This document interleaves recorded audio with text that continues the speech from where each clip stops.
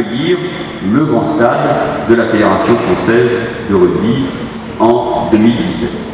Notre candidature, la candidature de l'Essonne tout entière à l'implantation du grand stade sur l'ancien hippodrome de Ris-Orangis, propriété aujourd'hui de France Gallo. Je salue les représentants présents ce soir et partenaires loyaux. Cette candidature est un projet exceptionnel dont personne ne peut sans doute encore vraiment mesurer l'impact pour le centre Essonne, pour notre département d'une manière plus large. Il n'aura échappé à aucun d'entre vous, ne serait-ce donc que par le déploiement de logos, la décoration de cette salle et l'introduction de cette cérémonie par des sportifs émérites, on peut applaudir de nouveau pour leur prestation. Il n'aura échappé à personne que cette année 2012 sera entre autres échéance nationale, sur laquelle vous ne m'entendrez pas ce soir, rassurez-vous. Elle sera placée cette année 2012 donc sous le signe de l'Ovalie.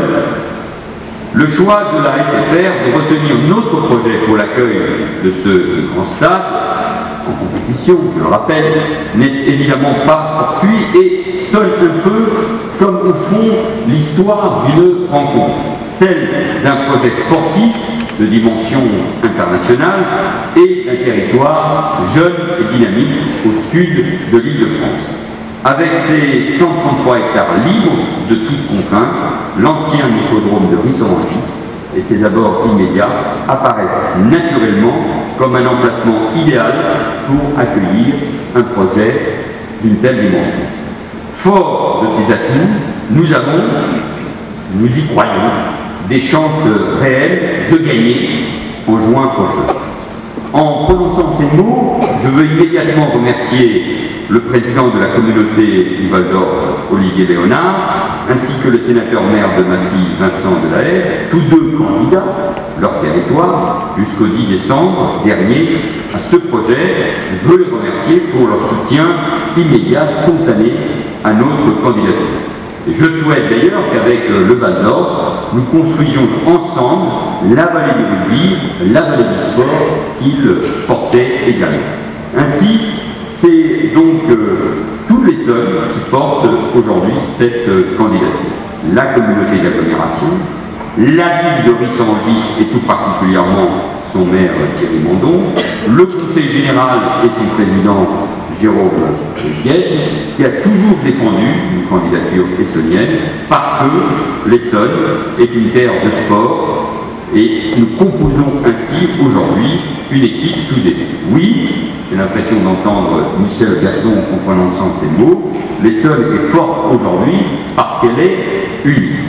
Ce projet doit renforcer l'attractivité de notre département et en premier lieu de notre bassin de vie en termes de développement économique, d'emploi et d'amélioration de la qualité de dessert de nos transports en commun. Un tel projet peut changer, j'allais dire radicalement, mais le mot, je crois, est adapté, la physionomie d'un territoire et d'un département. Le sud de l'Île-de-France a besoin d'un équipement d'une telle envergure pour rééquilibrer les pôles de développement francilien. Le Grand Paris ne se fera pas sans la Grande Couronne.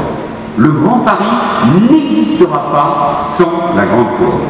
En faisant le choix de nous retenir en phase finale, face au projet porté par Thierry Orly, la Fédération a reconnu la solidité du dossier que nous construisons depuis plusieurs mois.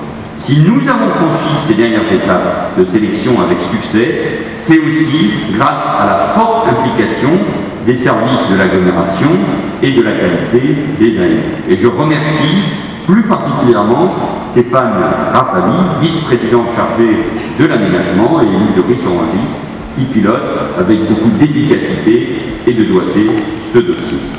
Loin d'être le domaine réservé du 15 de France, ce stade sera celui de tout le rugby français.